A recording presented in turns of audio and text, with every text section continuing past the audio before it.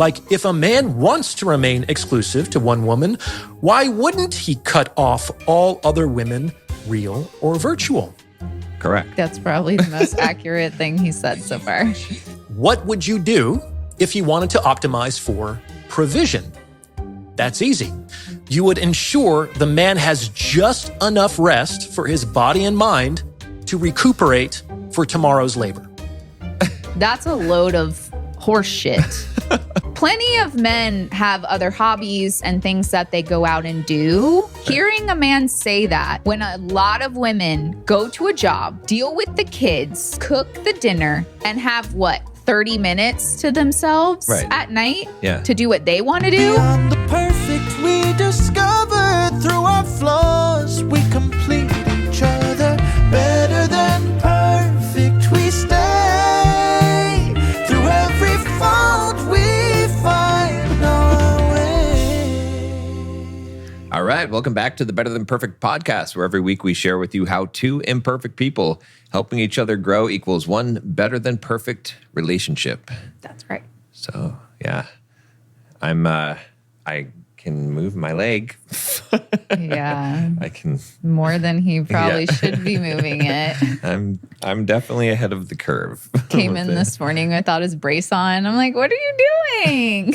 You told me you would wear the brace until you can bend it all the way. Yeah, but I don't need it. You You don't need it, but you should wear it just in case. Okay, for a little, some of the time. Until you can fully bend it, because I feel like when you can fully bend it, then it's close. We'll see. You are at the close. next physical therapy, I think I'll be at enough to be considered fully bent, because it's not like fully. It's like I think it's like 110 degrees or something is considered. That's like the max for your brace. Yeah, I think. Yeah, it's 110 is the max for the brace. So. Yeah, once I hit the max for the brace. So I'm close. Then you'll be good, yeah. Yeah.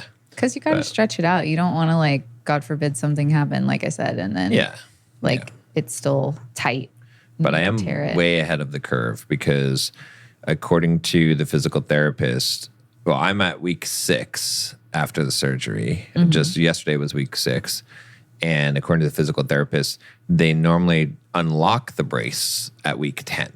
So it's locked in a fully locked position at week 10. So I've had it unlocked for a long time, and I'm about to not even need the brace anymore. So yeah, you have gone super fast. Yeah, so I'll be running in 2 weeks. Come a long way from peeing in a cup. True. All right. Well, so this episode, I think we're going to do something a little bit different, right? We're going to watch a YouTube video. We're going to respond to a video from one of Ryan Teravan's videos on psych hacks, which is a pretty good. I think I like his YouTube channel. I think it's pretty good. He presents a fairly balanced approach, but this video in particular, he did one on marriage, which was a lot. I think it's more biased. It's not exactly. I don't feel like it's as fair and balanced as a lot of his other videos. And so you watch it, I watched it. Yeah. Yeah. Should I wait to say what I think about it? Yeah, I mean, I guess, after? we can kind of go through it and then we'll talk about it. We'll pause it, whatever, Okay. So, cool. Okay. Let's start the video. Okay. I'm Dr. Orion Taraban, and this is Psych Hacks, Better Living Through Psychology. And the topic of today's short talk is the plow horse. Personally and professionally, I've had the opportunity to observe hundreds of marriages up close. And I would say that after all I've seen, I could count on one hand the number of relationships that I wouldn't mind being in, and there was no man, not a single one, with whom I would want to change places. Now, I understand that relationships can look very different from the outside than they do from the inside, and that ultimately it's for the two people in the relationship, and only those people, to decide whether their relationship is sufficiently beneficial to endure. Okay. And I think we're going to have to pause it somewhat in order to, if it's too long, then we could get copyright strikes and stuff. So because it's a commentary, right? So, I mean, so far, I think what he says makes sense to me. Anything? Yeah, it makes sense because I feel like most people know that majority of relationships, unfortunately, are really struggling with a lot of the things that we talk about on our podcast. So it's not surprising that he said that. And I like that he gave the benefit of the doubt that like he doesn't actually know what is going on in those relationships and things like that. But I think he said that because the majority of relationships that people see today are dysfunctional or like you can tell that they're not the healthiest of relationships, right? So that part wasn't very surprising in my opinion. And like actually is probably one of the only things I agree with like in this video actually. Yeah. And I mean, I think the thing too is because he's saying that he wouldn't trade places, right? Because it's like you said, most relationships are dysfunctional. Yeah. And so if he's talking to guys, which I talk to a lot of guys as well, right? I do a lot of coaching. I haven't found functional relationships. Right? Not really. And so Which this is not a dig. I don't want people to think like we're digging at people because this is why we came on here is to try to help people realize that we have things that we struggle with and you're going to have things that you're struggling with. And, you know, I don't think he's saying that he is looking for a relationship where there's never any problems either. But there is a difference between a healthy relationship where you work through issues and a dysfunctional relationship. And I do still think that most people have a dysfunctional relationship. That doesn't mean that you can like not fix that. Right. Or it will stay that way forever. Yeah. But I just... But it's not a good metric. It's not... You can't be like... I think that's kind of the flaw in his thinking in this case is that he's sort of saying, okay, I've talked to a lot of guys and this is the conclusion I'm drawing from this. But if a majority of relationships are dysfunctional and that's who you're talking to, then you're going to have a jaded view of things, which seems correct. True. And it is correct from a empirical standpoint of like, or from a statistical standpoint, but it doesn't mean that the institution of marriage, like some of the conclusions he draws, just because everyone's doing something wrong, doesn't mean that the thing itself is wrong. Just like if I'm trying to think of something, if people were skateboarding and they didn't know how to skateboard and they're just falling all over the place and they're breaking their shins and breaking their arms and stuff, you're like, oh yeah, skateboarding, you should never do it. It's just dangerous all the time. You're always going to get hurt. It's like, but if you actually knew how to do it correctly, then maybe you wouldn't get hurt. And safely wear knee pads and stuff. Well, quick question. Yeah. So he said that he talks to couples, but does he mostly talk to men? Mostly men. Okay, then I agree with you that he's probably also getting a bias. I mean, he's a therapist as well, so perhaps he's got some of that, but I don't think he specialized in couple therapy. Oh, okay. To decide whether their relationship is sufficiently beneficial to endure. However, despite these qualifiers, I couldn't help but feel that my observation was fairly damning of the institution of marriage to some degree. And that got me thinking, what was it about these relationships that I found so off-putting? And the answer that I came up with is that the men in question just seemed so fucking whipped. Like they were so toothless and tame. Their wives became their bosses. Happy wife, happy life. It was just work, family, ad infinitum. Their lives got so small. Their freedom was non-existent. And they often seem like shadows of their former selves. And I think this is all accurate, right? Like this is what this is something that we talk about on this podcast, right? So most men are whipped. Most men are not wearing the pants in the relationship today. Most men are letting the woman do however she pleases and she's the boss. And they even joke around and say that, oh, let me ask the boss and stuff like that, self-degrade themselves. They're not being masculine and stepping up. And if you're in that kind of situation as the man and you get married, then it's not going to be a good marriage for you. So I agree with that part of it. Yeah, I think it's too that they're depressed in some ways because they don't have boundaries. Yeah. Like they're just doing whatever they're told. And so they don't actually enjoy a lot of things in their life. Right. Or they're afraid they want peace, right? A lot of men want peace. Yeah. And they don't understand that having boundaries and standing up for yourself and like trying to get that respect from the woman that you're with rather than just doing whatever she pleases is what is actually going to get you the peace in your life. They think if they're passive and they just, don't make waves, there won't be any waves. Right. But there is going to be waves because a woman needs to know that you're going to step up to the plate and do what you need to do as a man, and she'll take that on and she will be the man. And the more that you just passively let her be the man, the more unfulfilled you feel. Yeah. And the more unfulfilled she feels, even though you think that she's happy because she's getting whatever she wants. Right. She's not. What she really wants is for you to step up. She's not doing it in the right way. Right. But that's why none of these marriages are attractive, because they don't have the polarity. They don't have the roles that they're supposed to have. Right. And it is causing men to be depressed and or staying in these situations where they're not really happy, but they're like, they don't want to break out of it. They don't want to do the hard thing of either having the boundaries or leaving the relationship if it's past the point of repair. Right. They would rather stay in something that's comfortable and miserable than or even do something. Yeah. Or even deal with conflict, right? Because it'll cause conflict if they're like, no, I'm leading this relationship. I'm the man. Right. I'm not talked to like that. I'm not treated like that. Like I need to be respected. Right. But they're not doing that. So like wild animals that had been shut up in a zoo, they seemed weak and listless and stressed. Many years ago, while climbing Boundary Peak, the highest point in Nevada, I came across a herd of wild Mustangs in the high sage. Against the rugged backdrop of the snow-covered mountains, the animals looked so strong and healthy and free. It was one of the most beautiful sights I have ever seen.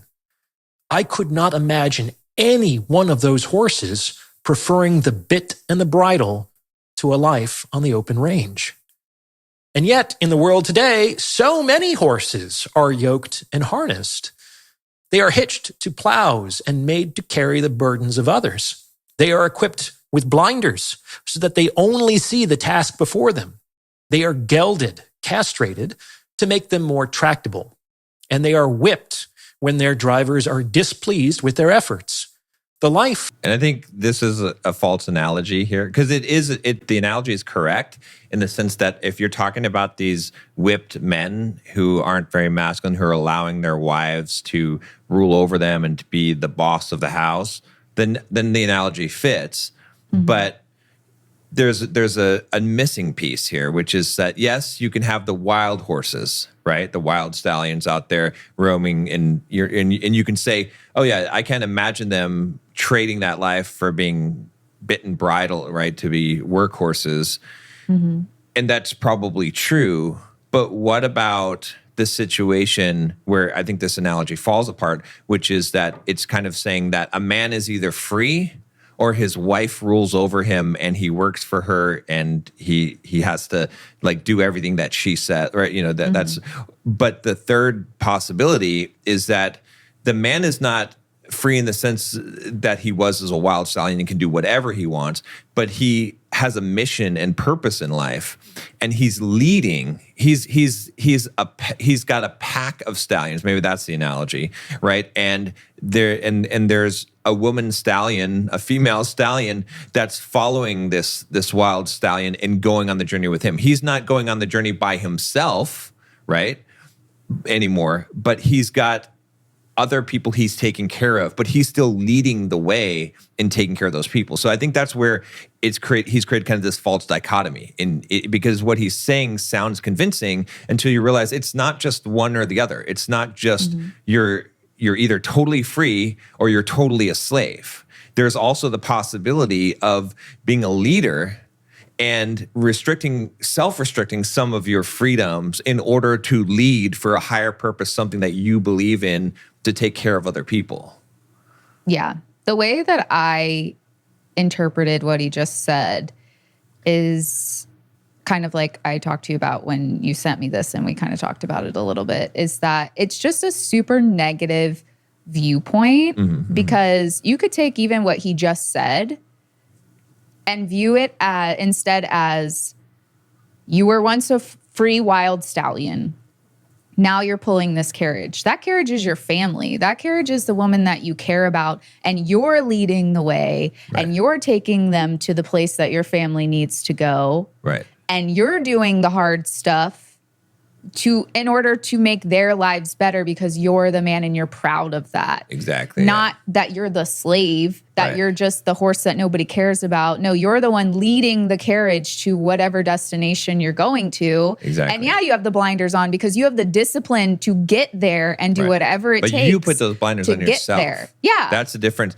And that's why, like, I like Ryan. I feel like he does have a lot of good content. And that, you know, I think he's a good guy. I don't think he's a bad guy. But that's why I wanted to talk about this one, because I feel like this does a big disservice because it's leading men in the wrong way. He might not, I don't think he's intentionally. He's putting the blinders on these men. He's doing to men with this video exactly what he thinks marriage is doing to these men. Right, because he's forcing them down this path of believing that it has to be this way, which is creating the wrong. He's essentially taking the power away from men with this video. And again, I think he's a great guy. I'm not trying to attack him. I don't think he's doing this on purpose. But we notice this because, well, again, he's a single guy. Okay, he's not in a long-term marriage relationship, so he's not aware of these things. But because of the way he's painting this picture, it seems really logical and it seems correct, which is the danger of it, because it's creating a false dichotomy, which is like, it's not just one or the other. There's this other alternative. It's not, you're just being pulled along and you're the workhorse and you're choosing that path, but you're the one who's leading and who's in charge, right? It's a greater purpose than yourself. Right. You get to choose if you turn into a horse that is being controlled by a woman. Right.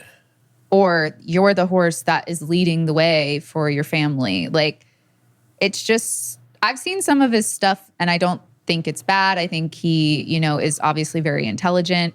But this video, and I guess people can let us know in the comments too if they agree, just kind of came off very negative, like a lot of the content is these days that's become popular. And I don't know if that's intentional or not, or like you said, if because he is single and, you know, maybe he's been burned by a woman and he genuinely feels this way, which is fine. But the issue is when you try to convince all men that all marriage is bad. Right. Yeah, because it's not for all men. Yeah, it's a dangerous precedent. And we'll get more into it, but he's saying that this is how it's supposed to be, which I think that's the more dangerous part of it. Because historically, you know, again, we'll get into it more, but there has to be some logical part of him that understands the argument that families and the continuation of the human species is dependent upon nuclear families, which means that marriage has to be a good thing. Unless you go to our AI episode and then you can see what the world's going to turn into. The life of a plow horse is not a happy one. He exists to serve the needs of his owner. Too often, this is what I see when I look at married men. I see horses in harness. When I speak to them, they generally don't understand how this happened. They remember their Mustang days. When they got married, they didn't think they were signing up for the yoke. They thought their girlfriend would stay their girlfriend, which is why they married her. They think their marriages are flawed and often ask how to fix them. However, I have to respectfully disagree with these men. Their marriages are not necessarily flawed. The life of a married man is the life of a plow horse. See, that's where he went the most wrong. Dangerous, Because, again, it's deceptively appeals to your logic, but it's not true what he's saying. Because he's saying, these men are saying, this is flawed. And they're right. It is flawed. It's not supposed to be that way. Right. It's not supposed because, and even if I were to talk to him, if we were to talk to him, right? If we had him here, which we needed him on here, but he, you know, if we were debating, he would have to concede the point that he's saying that, like basically, if he's saying they're not flawed, right? The debate that I would say is that, okay, if you're saying that this is how it's supposed to be, it's not flawed, right? Then you're saying that a man should be whipped? Because earlier you said that these men are whipped. So you're saying a man should be whipped, that the woman should be the boss of the house, that she should wear the pants. Obviously, he would disagree with that. So then in some way it must be flawed.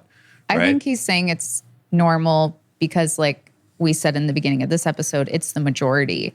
But he should know as a psychologist that it's not normal to have the dysfunctional relationship that these men are talking about. And that even though that is the majority of relationships that people see in their everyday lives, right, that doesn't mean that they're normal. It means they're normalized. Exactly. And so it's very, like you said, damaging to say no, marriage is where you're the plow horse to a man.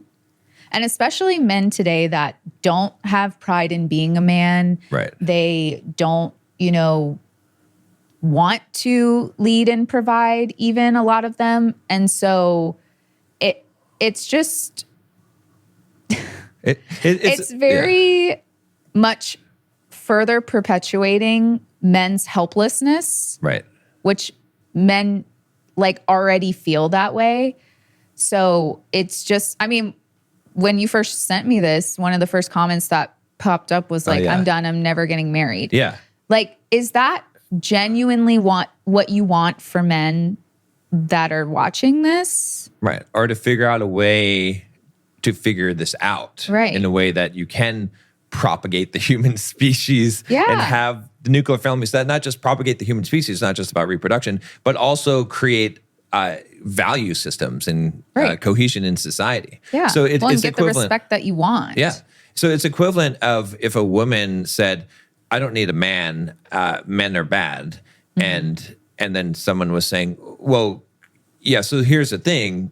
I talk to a lot of women who are married and they say that the man he doesn't pay attention to their opinion. They just have to be barefoot and I feel like the equivalent in the is kitchen, right? A woman being like, men don't actually care about you. They just want to pump you full of babies and have sex with you whenever they want. Yeah, and so you're just a hole. Yeah, and you're going to make sandwiches in the kitchen. You just cook and clean, and that's your lot. You don't have any. He doesn't really care for you. Like you just have to do. Right. You have to be the maid. And then someone's saying, yeah, that's not a flaw. Right. That's how marriage is designed. As a woman, you're just supposed to be the baby maker and sandwich maker. Right. That's how it's supposed to be. So you wouldn't tell a woman that. And do you think that would make women want to be with men?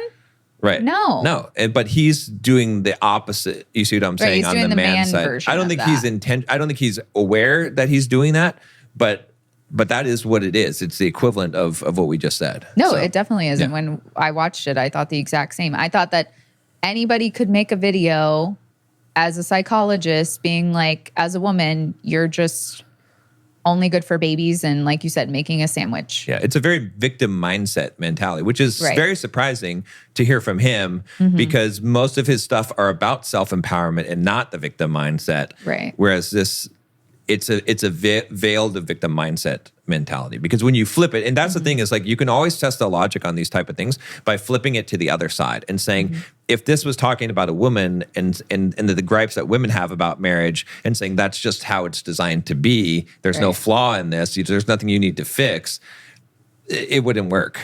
So it can't work here either. Right. This is not a flaw. This is a feature. This is by design. Why do you think they call it getting hitched? Marriage is a commitment to make a woman the primary beneficiary of your labor for the rest of your life. That's what it is designed to do. See, that's a false statement too. Like, according to who? Wah. Right. But according to who? Who says that marriage is designed so that you make a woman the beneficiary of your labor for the rest of your life? The thing is, it's just so negative of what men are supposed to be proud of. Right. Like, men want to do things for people that they care about, especially their family. Right. And they take pride in that. And that's actually where men feel valuable and useful. Right. And instead of him twisting it, like I just said, and making it a positive thing that men should be proud of, that like you're able to provide all this for your family, he's like, you're providing all this and she's just going to use you for it. Which I'm not saying that there aren't some women that are taking advantage of For sure, men yeah. and treating them poorly. I'm not saying that that's not the case, but I'm saying that if you are telling men who already have a problem with seeing how providing benefits them as well too, and feeling useful and feeling good about themselves, and you tell them that someone's going to take advantage of that, Right. they're getting further and further away from their purpose as a man. Right. And this is where again, the transactional view of relationships falls apart, Yeah. right? And that is something that he does say, that he takes a transactional view into relationships, but it falls apart because you have to have a spiritual element to it. You have to have a purposeful or meaningful element to it, right? We were talking about this earlier, but if you take a purely transactional view of relationships, even if they're not marriage relationships, just of relationships in general, not even romantic relationships, then it comes from a lack of any kind of moral compass or any kind of moral baseline that you're, so in that case, then if you're just thinking transactionally, then you should lie, cheat, steal, whatever you can get away with. So you can get your transaction. Yeah, because if I can get one over on you, why should I not do it? Because if we're just thinking transactionally, right? You might say, oh, well, there's consequences later on, or what if you get caught, or quid pro quid, right? So like Quid pro quo. Quid pro quo. It's a tongue twister. Yeah, thank you. But there's many circumstances where you could lie, cheat, or steal, and probably no one's going to know, and so why not do it?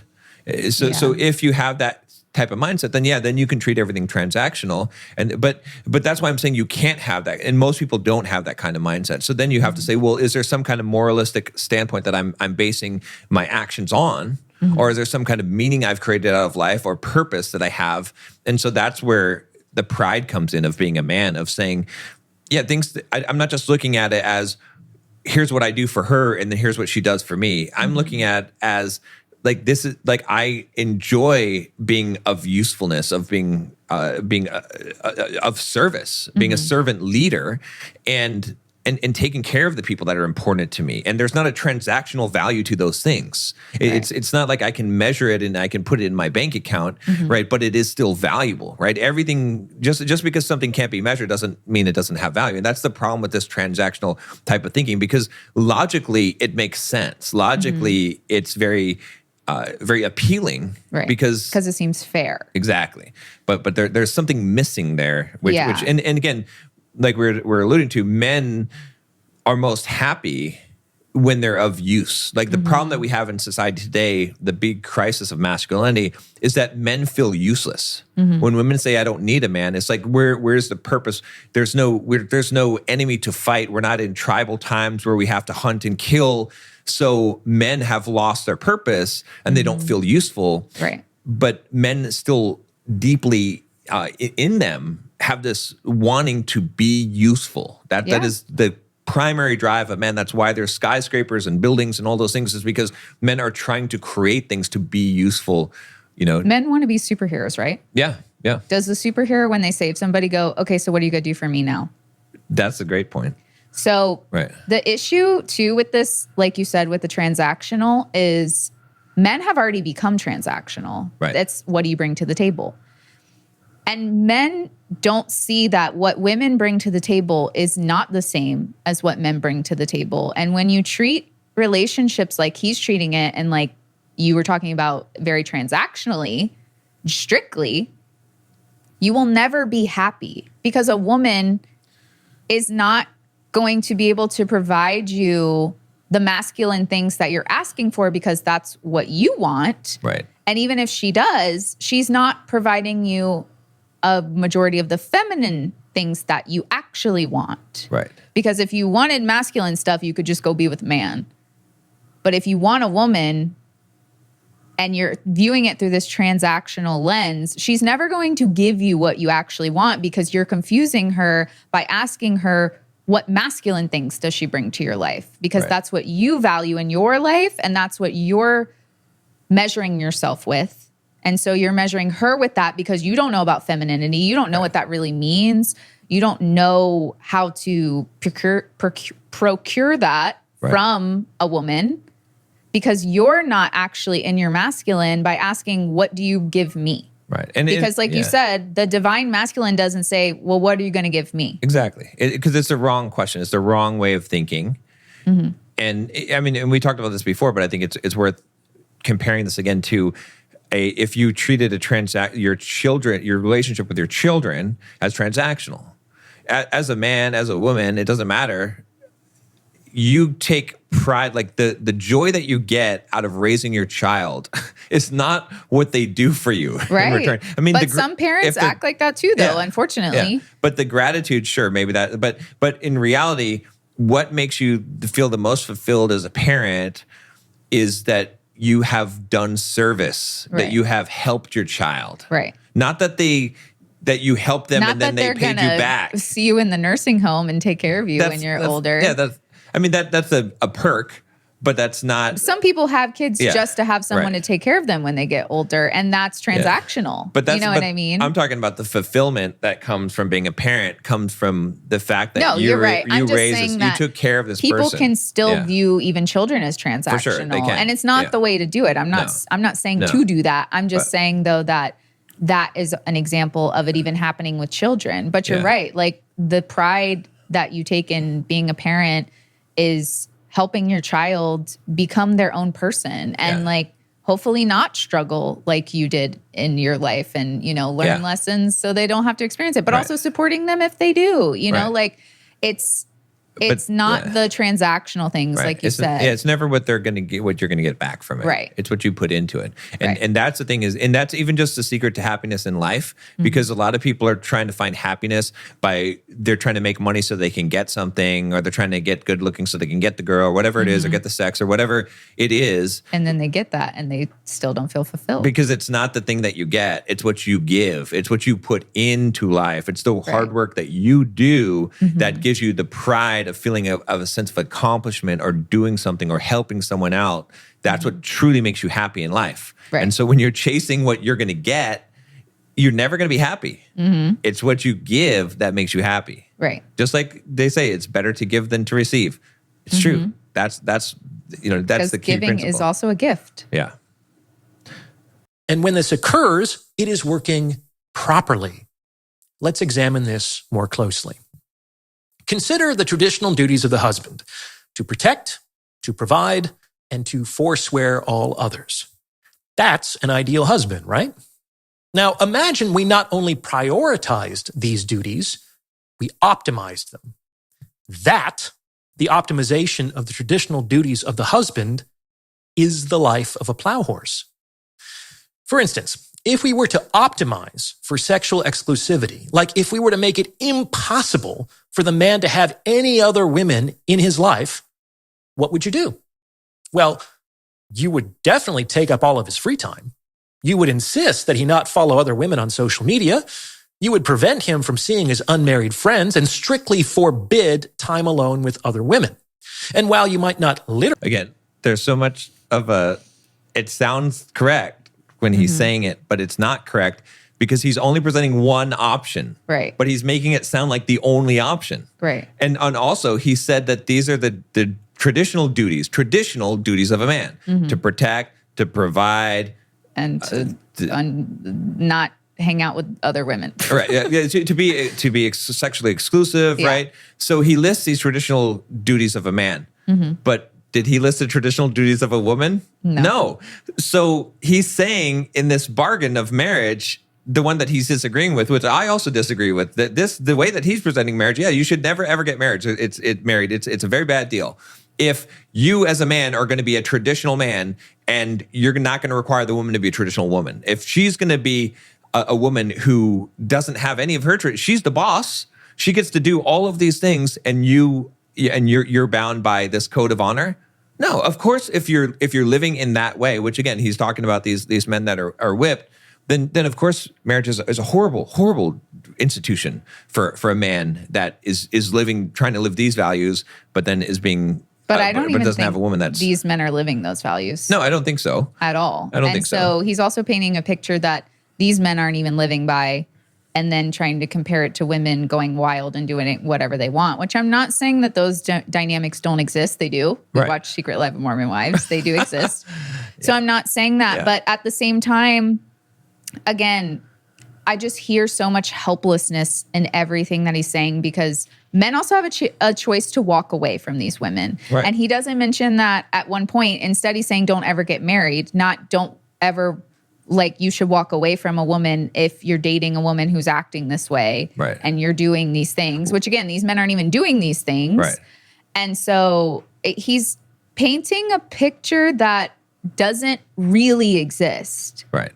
Because a man who is doing all of those things and respecting the relationship and protecting, providing, being exclusive to the person he's committed to should have respect for himself enough to not tolerate the disrespect from a woman who's not appreciating those things. Right. And so this is really like, even though he's trying to paint it as the norm, which again, it's not the norm, it's normalized, he's kind of constructing a story to perpetuate his narrative of telling men never to get married, and it's not realistic. Like he's using these things like, oh, I've seen these relationships, I don't want any of them, this is how all relationships are, like this is very normal, and then tells a story that is not even congruent with what he talked about in the beginning. Right. Like this is not a realistic story, in my opinion. And he's only presenting one because he's saying, okay, what if we want to optimize for a man's exclusivity? Mm-hmm. He says, then we have to lock him down, occupy his time, restrict him from hanging out with single friends or following girls on Instagram, which again, he's painting the narrative that the woman is going to decide and control all these things, that the woman is in charge. He's assuming the woman's in charge. Mm-hmm. That's not the case. That's just an assumption that's being made. And also, that's only one way to optimize. If you want to optimize for exclusivity, as a woman, yes, if you were in charge, if you were dominant and you can control all these aspects, you have a man you can control, then sure, that might be a great way to do it, is the things that he's mentioned. Mm-hmm. But also, as a woman, maybe in order to secure his loyalty, maybe you do things like being a good wife and respecting him and appreciating him and, showing him sexual desire and taking care of his needs so that he doesn't want to look elsewhere. Like that's another option, right? So he's just presenting one and I don't think that is the most optimal way, because think about it. Which do you think is going to stop a man that's set on cheating from cheating, or is going to prevent that more? If you try and monitor him and try to like give him a bunch of busy work and forbid him from doing things, and or if you treat him right with respect and love and show him sexual desire, like which one is more likely to prevent him from cheating? Honestly, do you think that like constantly monitoring someone and trying to control their actions is going to result in them being more faithful? It doesn't make sense. You see what I'm saying? But you need to have boundaries, and I think that's what he's confusing, because the things that he said aren't necessarily wrong, but a woman should also not be doing the things either. Like it goes both ways. Like you need to have that captain of the ship talk. But the thing is, these men aren't captains, and they're definitely not going to be captains after watching this video, because he's just made them feel like they're just workhorses. They're just workers. So what's the point instead of a captain? Yeah, they're a deckhand on the ship, and the woman's the captain. That's not the paradigm. No.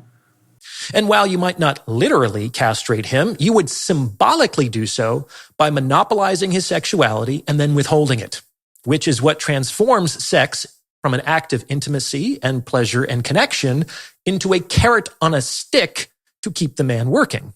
Which again, just a quick note, he's saying that these situations are not flawed.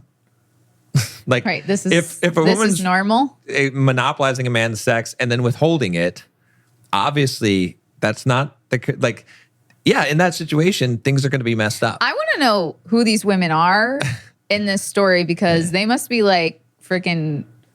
This is a lot of women. They must have a golden vagina, because why are you there? This is a lot of women. And this is a lot of marriages and a lot of men. Like what he is correct about is that why do men stay? This is 90% of men. Why do men stay? Because they believe don't respect that this themselves. is how. Right. They believe this is how it is. Right. Some of this is societally enforced. They're not happy. So instead of blaming a woman, which I'm not saying in this, if that's happening, that is not good. And I'm not justifying the woman's behavior by any means. Right. But who is the only person we have control of? Right. Ourselves. Right. And so this is painting the whole picture that a woman is control of you. But the reality is a man watching this or experiencing this, you're not in control of yourself because you're tolerating all this because she has no power over you. Right. She can't make you do any of these things. Right. Right. Exactly. And instead of blaming her, because she's making you do all these things, she's making you into her workhorse, she's making you do all this stuff, she's dangling things in front of you. Grow some balls and leave. Like, I'm sorry. Like, I'm getting a little agitated because I'm tired, and I'm tired of women doing the flip side. Like, I'm tired of women complaining about men, and then they also don't use their own 2 feet to walk out the door. Because if it's this bad, why are you there? Well, and he's painting the picture that these guys, they had a girlfriend, the girlfriend was great, and then they got married and some switch flipped, and suddenly she became this controlling, dominating, bitch, right? Well, you've been married twice. Does that actually happen? No, it starts in the relationship before you get married. It's little things that you're tolerating, being disrespected, the control, a woman trying to control you, and you're allowing those things. But you're so infatuated at that point that you're like, oh, it doesn't, I don't care. And then you get married, and then those things that you let go grow because there is more security on her side. She doesn't have to play as nice. So there is a little bit of truth to it, but it started because she knew she could disrespect you. If you're the kind of guy that says, no, it doesn't go like this. You don't talk to me like this. You don't yell at me. You don't call me names. And you basically draw that boundary and you're out of there, or she changes her behavior, then you're never going to progress to the point of marriage. It just never happens that the woman is a submissive woman who respects the man and treats him right, and then as soon as they get married, that switches. Like that narrative is painted many, many times, but I've been coaching guys for a long time, and I've been coaching them before they're married and after they're married, and I can tell you that the guys are already tolerating disrespect before they're married. They're just not as cognizant of it because they're so infatuated. Well, and it's unfortunately the consequences of their own actions, right? It's their consequences of allowing disrespect to slide for so long that now it's blown out of proportion. And I'm not saying that anybody should be disrespected or abused or anything like that.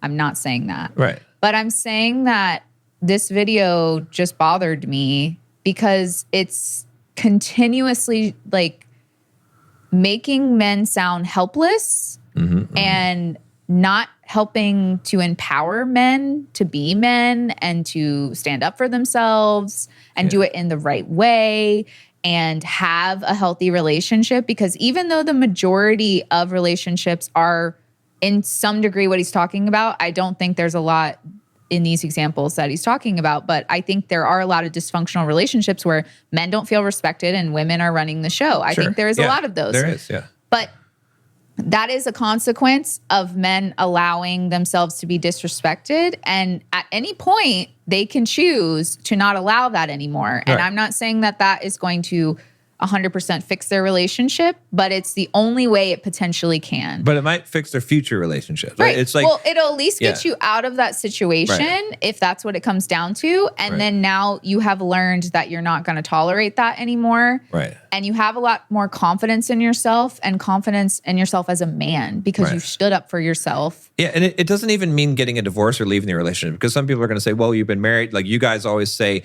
that divorce is bad and you shouldn't, you're making a commitment. And that's true. And you have kids. But you can still be in a relationship, be married as a man, and stop tolerating this. Right. Like you don't have to be like, okay, I'm leaving. Right. You can be like, okay, you can't talk to me like that. I'm gonna leave the room. Yeah. I'm not gonna do like the things that you're asking me to do. If you treat me this way and demand them from me, I'm not going to do them. Yeah, maybe she's going to divorce you but most likely what's going to happen is it's actually going to fix the relationship because she's going to start respecting you. At first, she's not. At first, she's going to try and plow over you because she's been used to you being the plow horse. So she's going to be like, who the fuck do you think you are now? You think you're a big shot now? And she's like, that's what happens when you start to put down boundaries. But over time, as people see that your boundaries are real and that you're not going to be disrespected, then then it changes. But the point is that you're never the victim as a man or as a person. You have to decide that you're not going to be disrespected, period. Right. And then let the chips fall where they may. You don't have to walk out, but if someone is going to continue to disrespect you and then they're going to walk out of the situation, because no one can make you do anything. Right. No one can control you. They can try to control you, right? But when we start to act like we're the victim, like it's beyond our control, it's ridiculous. Right. And so many men are stuck in this mindset. And I'm saying, because they're watching this. This guy is saying that these women have all this power over you, that they're literally dangling sex as a carrot in front of your face. You can stop. You can put a stop to that. You can be like, look, you're not going to do this anymore. Like, we're either not going to have sex at all, if that's, or but you're not going to use this as a weapon against me. Right. And I'm not going to try and earn it from you. Like, if you have the desire and want to have sex with me, we'll have sex. But I'm not going to do things. I'm not going to be afraid of misbehaving or whatever. You don't even have to vocalize those words. You just have to start taking those actions where the threat doesn't faze you anymore. Because I can't threaten you if you don't care about my threat, right? I can keep on trying to do it, but at some point, if you're like, I don't care, then how? It's no longer leverage. You know? So it's like these guys are thinking that they're a victim, but it's not. And what I'm saying is not easy. I'm not saying it's easy, especially if you've been in the situation, you allowed it to happen, right? And I've been there, right? But at some point, you have to make a change and say, no, I'm not going to do this anymore. And that's when you actually become a man. Yes. Because a lot of men, unfortunately, I'm going to insult some people here, but they're boys. They've never learned to become a man. Their balls have never dropped, right? And that's fine, right? Like, but at some point, you have to hear the truth and realize that that's on you. It's not, you're not a victim. Right. So that's how you would optimize for sexual exclusivity. That's not marriage done wrong. That's marriage done right under traditional social expectations. And on some level, that might be for the best. Like, if a man wants to remain exclusive to one woman, why wouldn't he cut off all other women, real or virtual? What could those women be other than a source of frustration or a temptation down a slippery slope? In any case, nothing good could come from it, so just cut them off. Correct. That's probably the most accurate thing he said so far. What would you do if you wanted to optimize for provision? That's easy. You would ensure the man has just enough rest for his body and mind to recuperate for tomorrow's labor. His leisure and pleasure and enjoyment are irrelevant. He is a beast of burden. Beasts of burden aren't allowed to cavort in the meadow with their friends or to nap in the shade when there is work to be done. Both would be... Can you pause it? Yeah. That's a load of horse shit. Yeah. Because, look, I'll give him the benefit of the doubt. Maybe there are some women that don't allow their man to do things for themselves. I don't believe that, though, because even a man who's sitting at a family function will fall asleep on the couch. Right, yeah. So he can rest wherever he wants, and people leave him there, and they just let him do it. And plenty of men have other hobbies and things that they go out and do. Right. So I don't believe that. And then as a woman, hearing a man say that when a lot of women go to a job, deal with the kids, cook the dinner, and have 30 minutes to themselves at night to do what they want to do? Yeah. If they even have that, and then they start it all over again? And that's what it's just a bunch of bullshit. And that's what a lot of these relationships are like, because in a lot of these relationships that he's talking about, the woman is working. It's a dual income household. Now, it's different if it's a single income household, right? Which is usually not the case. But usually, if that's the case, it's more of a traditional relationship on both sides. Because what kind of man has, again, all of these situations where the man is whooped, the woman's usually working. I mean, because what kind of man... This is where you would have to be a nutcase. What kind of man is the sole provider of the household? The woman stays home and doesn't work, and she's the boss and bosses him around. I mean, yes, I know that does happen in that situation. Very rare, I'm sure. Yeah, I don't. Yeah. It should be at least. But that would be the absolute insanity. But again, he's using words like allow again, which is funny because I get in trouble for saying allow all the time when I'm like a man. Women are like, a man shouldn't tell me allow or a woman or not. But he's acting like a woman can just use the allow word to allow a man or not. When the man's supposed to be the leader, he's supposed to want to be in charge anyway. You see what I'm saying? So again, he's creating a false narrative as if the woman has all this power that she doesn't. Because that power, if she does have it, is power that man has willingly given up to her, and so she's not purposely constructing his day so that he works so much for her and doesn't have time to rest or to do anything. It's a very convoluted story that's being presented here. I will say too that maybe his perspective is true. If a woman is doing everything and she has no free time for herself, she is going to be pissed off if you try to take free time for yourself instead of helping with some of the stuff. Plenty of women have talked about that, and plenty of women live in that reality where they're handling all the stuff and going to work. Yeah. And then the man comes home and he just wants to play video games and not help her with anything. Like, a woman is not going to have a problem with man playing video games if she genuinely feels like he is contributing, like, to support the family. And she's going to want him to have time to rest and relax because she knows everything that he does for the family. Right. But if she's the boss, like he said, and she's also doing all the work that the workers are supposed to be doing besides maybe a few things, and then the workers are resting on their laurels, of course she's going to be upset because she's trying to manage this whole system that has to keep going. The kids have to get fed. He has to get fed. They have to go to school. They have to do their homework. She has to deal with her work stuff. But you're just getting to sit around? Right. Yeah, it doesn't make any sense. And if you are the guy that is working his ass off and taking care of everything so your woman doesn't have to worry about all this stuff and doesn't have to work as hard and helping her out with all this stuff, and then you're like, I'm going to go play video games, you're not going to feel like you need to ask permission. You're be like, this is what I'm going to do. Right? Because you earned that. You're not going to feel in any way like someone's going to stop me from doing this after I've done all this other stuff. But that's not the case, right? And even like, I mean, you're a traditional wife, right? You work, you stay home, right? I wake up at 5:40 in the morning and we're like, why am I doing it? Do you have a little whip and you're like, get up, John.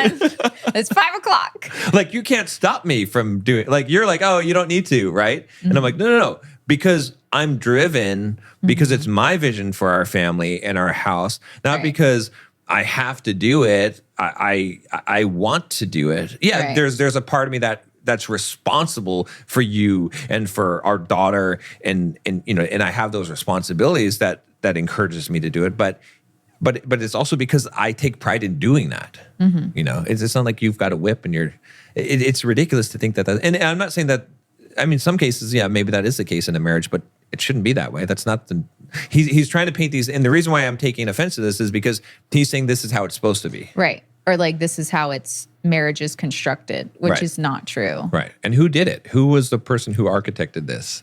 He's saying society's perpetuating it? Which there may be some truth in that. Yeah. He's part of the society perpetuating it at this point. Allocations of his energy toward unproductive ends. He has afforded just enough relaxation to prevent injury, burnout, or divorce, so that he might remain productive for as long as possible. And this is why women and wives in general are much more likely to tolerate certain forms of male leisure than others. It's simple. The more a woman understands that a given activity might indirectly benefit her, the more she is willing to tolerate a man's enjoyment of that activity. This is why, for instance, women are much more willing to tolerate men playing golf, which is associated with networking and negotiations, than, say, playing video games. Most women hate video games.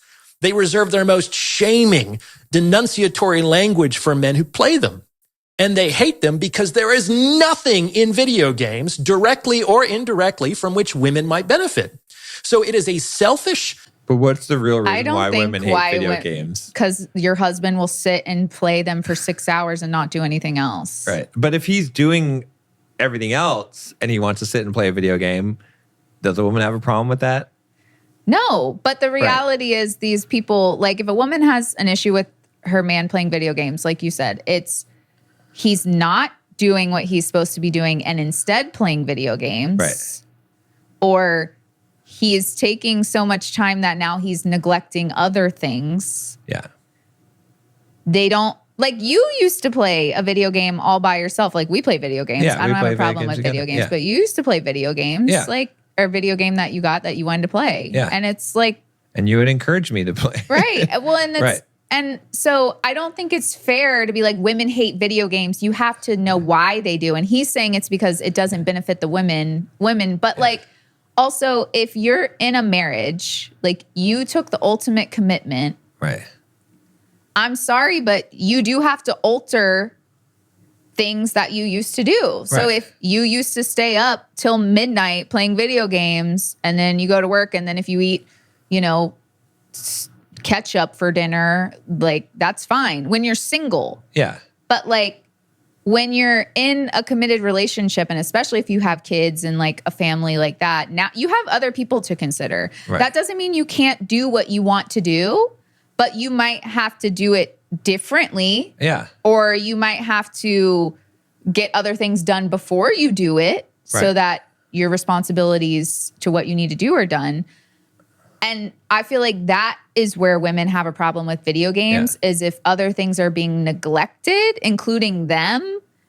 And if these men that he's talking about who are probably depressed and they're hopeless and their victim mindset, they're playing video games to dissociate. Right. To escape. Yeah. And that is also not healthy either. As a psychologist, he should know that when you're become addicted to something like video games, or there's plenty of other things to become addicted to because you don't want to be in your own reality, that is a problem.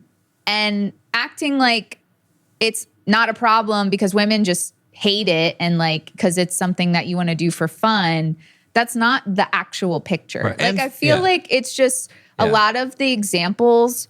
It's not a cohesive example or a realistic example. And it's very one-sided, which does prove that he probably does talk to only men and not really like do couples therapy, which like, okay, that's to be expected. Sure. But Yeah. what shouldn't be expected from a licensed psychologist is perpetuating the victim mindset and hopelessness that men are already struggling with in society today. Yeah. I feel like that's a huge disservice. I'm not even a man, but if I watch this, like, yeah, it's going to pertain to men who are like hyped up on this idea and they're like, yeah, I'm never getting married. But you're also perpetuating the same sort of problems that you're talking about. Like, men are not going to learn to take pride in themselves. They're not going to, learn how to feel useful to the people that they care about. They're instead just going to get further and further isolated, which is what men complain about so much, like the loneliness epidemic. How is this fixing that? I guess that's my problem. Like the problem is that it is just further pushing men into the negative mindset and gives them no hope to get out of it. And men already feel that to a huge degree in society based on what they say. And so even though this content might feel good to them, it's incredibly damaging to them. Because it's not challenging their beliefs. Right. It's just pushing them further into the victim mindset. It's the therapy that look, keeps you stuck. The logic test is what, like I said before, is always to flip it. If you had a woman that your wife was playing video games for 6 hours a day, would you be okay with that? Would you be, or would you start to hate video games? Right? Yeah. Yeah. If she's playing sometimes, she's playing with you, whatever, or like she's doing all the other things in life that you kind of expect from her, and then she's playing some video games, you're not gonna have a problem with it. Right. But if literally every time you came home from work, your wife was sitting there playing video games. There was no dinner on the table. The house was a mess, and she's sitting there playing whatever Minecraft or whatever. You'd be like, "What's going on here?" Yeah. Right. So that's the logic test that you can always flip it, and then if it doesn't make sense, then you know that That's this a great idea, it's not a valid argument. Yeah. Right? Because when you try to pick apart these things, you got to flip it. Yeah, no, that's really smart. And wasteful use of time and energy, irrespective of how much the man in question derives pleasure or connection from the activity. And this, of course, is what transforms women into complaining nags. It's not the natural inclination of any animal to work itself to death. It must be whipped into shape. Just like it's the owner, not the horse, who gets to decide when the horse is sufficiently rested, it's for the wife to whip the husband back into the harness when she decides he could be more productive. And if a man is unfortunate to lose access to the source of his provision by, say, losing his job, it's unlikely the woman will long stay to support him. Like a farm owner, she just secures another horse, one ready and able to work, and disposes of the first as discreetly as possible. Again, not to but that is also a false narrative. That in some cases that happens, but it's usually when the man is kind of a worthless man anyway, and now he's lost his job, and that's the last straw. Right. Especially when he's lost his job for being lazy or because he could have been doing other things, and now it's like, and now he's lost his job and he's sitting around playing video games because that's what happens. Yeah. He's not looking for a new job, and then she leaves, and then he's like, oh, she left me because I lost my job. Right. She didn't stick around to support me. No, and you know that too because I forget what clip we posted, but you saw for yourself all the women in the comments that were like, I supported my man for like 6 years when he didn't have a job. And you were like, why would a woman do that? But that's too, I'm glad you mentioned that because I'm not saying that doesn't ever happen. But as a woman who once provided for a man who didn't have a job when I was a young and naive, more so women will stay and actually foot the bill, especially if they've been leading the relationship basically anyway. Right. But like you said, men will be so like caught up in their own stuff that they'll be like, well, she just left me because I didn't have a job. No, she left you for a lot of other reasons and probably gave you a lot more chances that you didn't even realize were happening. And she had to take care of stuff for so long that now she's like, you can't, you're just sitting at home doing nothing. You're not even trying to find a job. Well, and here's the thing. It's like losing your job is not an excuse as a man. Okay, I'm a man. I have responsibilities. I've got a wife to take care of. I've got a child. I have alternate plans. Like, I mean, I run my own business, but if I had a job, I would have savings. I would have many months of savings that we can sustain ourselves off of, right? Mm-hmm. I would have been working on my skills. If I see it coming, I'm looking for another job already. Mm-hmm. I would have a plan. I have other income sources coming in. Like I have all of these things going because I'm not going to be like, okay, well, if I lose my job, then I'm screwed. Right. That's ridiculous when people are depending on you. So again, I'm not saying that people can't lose their jobs and bad circumstances can't happen. Yeah. But as a man, as a leader, right? If I were leading an army, I wouldn't be like, okay, well, here's the plan of attack. Right. Hope it goes exactly perfectly according to plan. Because I don't have any other plans. Right. Like if something happens and we get ambushed, I have another plan. I'm going to still take responsibility. I'm not going to be like, oh, well, it's not my fault. Yeah. Like it's ridiculous. Like, and if a woman is upset because you're a man who lost his job and you didn't have another plan and she was depending on you, there's nothing wrong with that. That's how you would optimize for provision. Again, that's not marriage done wrong. That's marriage done right. That's what's supposed to happen. And finally, protection. How would you optimize for protection? You already know the answer. The man is expected to sacrifice himself, both literally and figuratively, when necessary for the good of the woman. Plow horses don't retire. They die in harness, ensuring the survival and well-being of those they leave behind for as long as possible. And perhaps after their deaths, they are shipped off to the glue. I don't think that's even true. I think plow horses do retire. I don't think someone runs an old, rugged horse that can hardly, I think they retire them. I mean, maybe I'm wrong. To render one final act of service to their owners. That's how you would optimize for protection. It sounds terrible, But you will always put something less valuable between you and harm's way to protect yourself. You wouldn't use something more valuable as a buffer, would you?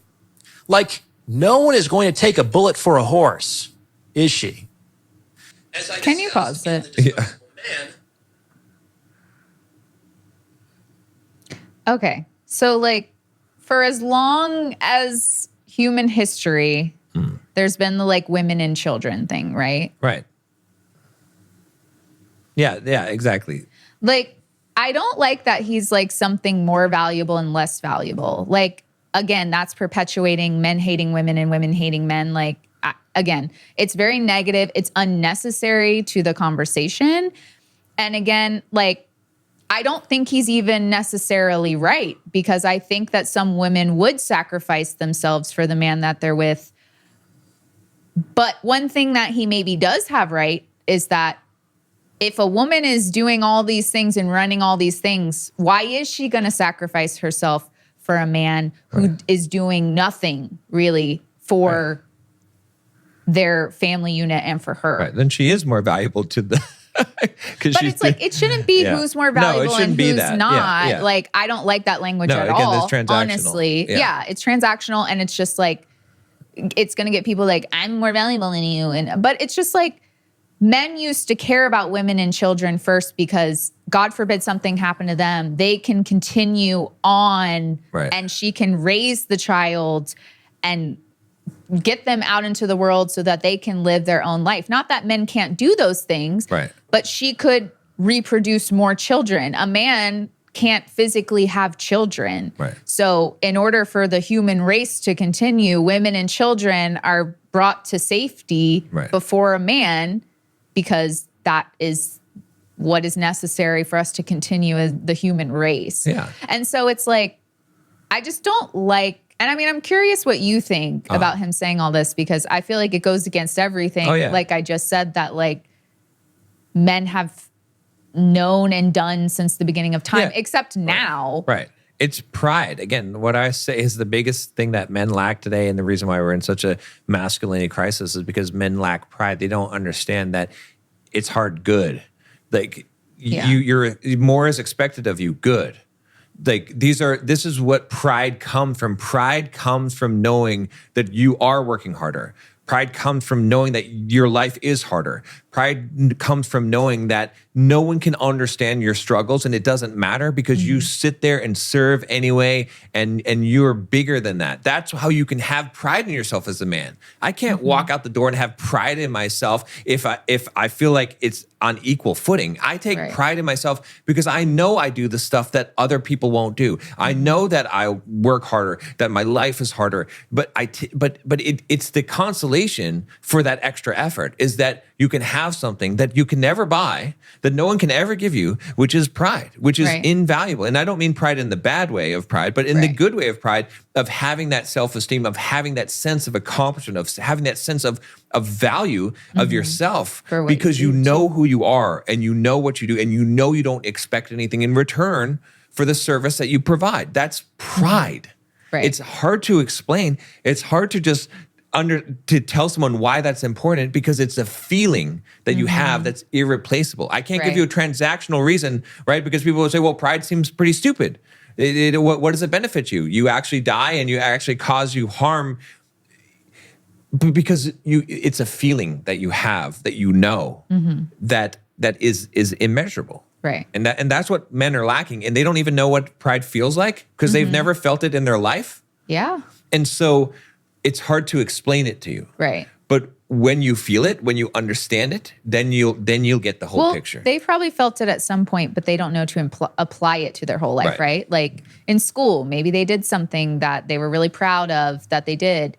That should be your whole life. And like maybe he's coming, I'm going to give him the benefit of the doubt. Maybe he's coming from a place of, you know, the dysfunctional relationships and they don't really have the level of love and like respect for each other where a woman would die for a man. But that is, a woman would do that. Romeo and Juliet, like each other would die for each other. That is how a healthy relationship is. It's not one-sided. Like as a man, like you should want to be the one to protect everybody.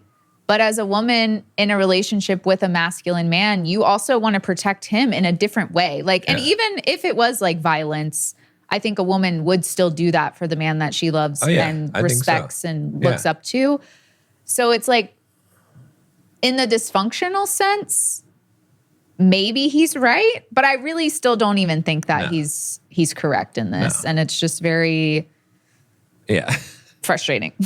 Some lives are worth more than others. And the institution of marriage and the intersexual dynamics that it represents is one of the most pervasive ways in which this inequality is perpetuated in the modern day. Again, this is not marriage done wrong. This is marriage done right. So it is important for men to go into this relationship with their eyes wide open. Optimizing for protection, provision, and sexual exclusivity has the plow horse as its logical endpoint. This is not an accident. This is purposeful and intentional. This is what is supposed to happen. Why men continue to sign up for this, why they leave the open range for the stable, is something that I'll discuss in a future episode. But I think that's enough for today. What do you think? Does this fit with your own experience? Okay. So that's basically the end. And again, and he's presenting this like it's gospel. Let me ask you a quick question. Okay. Do you feel like a plow horse? No. I knew the answer, but you do all of the things that he talked about, which leads directly to being a plow horse. And so I think it's important for, the end of this episode for you to talk about, I mean, you have already, but why don't you feel like a plow horse? Because he's saying if you do all those things, you're a plow horse. And like, that's where you're headed and your life is going to be miserable. I think because number one, I know that I am the master of my life and my decisions, and I've made the decisions. The commitments I've made, I have chosen, fully aware of what they are. So even if I have a large workload, if I have a bridle on me, I put it on myself. But that's not even the case, because I view it as me leading, as choosing where I want us to go in our relationship, in our lives, in our family. And there's certain responsibilities, but those are responsibilities I've taken upon myself. I've chosen this path because I find value in it, right? I have pride in what I'm doing. Yeah. Do I wake up at 5:40 in the morning and sometimes in many days work 10, 11, 12-hour days? Yeah. But I do that because I take pride in doing that, because I want to be of service, because my value comes from my ability to provide service, to be able to help other people, to be able to provide for you, to be able to provide for our daughter, and to create a good life. And even beside that, even if I was single, right? If I was completely single, would I just live a life of like, no. It would be, I would feel worthless. I would still work my ass off. So that's kind of the false thing, is like, there's so many single guys that are working their ass off. In fact, I would probably work more hours if I were single. Most guys like me, most entrepreneurs would work more hours if we were single, right? So how does that add up? It doesn't make any sense. There's no one driving, we're driving ourselves. That's what it is. Because that's how we feel good about ourselves and feel useful and get that sense of pride, because we want to be taking action. We want to be doing things. We want to be creating things in life. That is what a man's mission is. That is a man connecting to his purpose. And so this is all just, it's a very narrow viewpoint. And I think that many relationships are like this. I think he's accurate in saying that many men have adopted this paradigm, this false paradigm, but they believe it. And it's just like Westworld that we're watching, where they have this belief that this is the world that they live in, and these are the rules of it, and this is how it goes. But that's not the actual reality.